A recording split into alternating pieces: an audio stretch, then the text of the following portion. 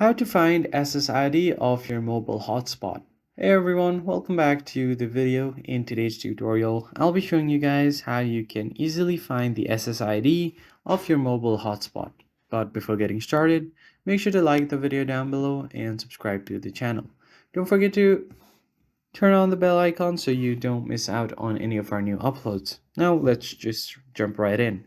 First thing first, head over to your settings menu, and here what you want to do is just scroll down a bit until you see the connections option. Just tap on it. SSID is a sequence of unique characters that names a Wi-Fi network. So the first thing you want to do is head over to mobile hotspot and tethering, and head over to mobile hotspot. Now, as you can see here, you'll be able to see network name. This is your unique SSID. You have an option to edit this as well, so you can edit this according to your choice. And once you have done that, you can just tap on save, and this will be your new SSID. So that's pretty much it, guys. I hope you found this tutorial helpful. I'll catch you guys on the next one.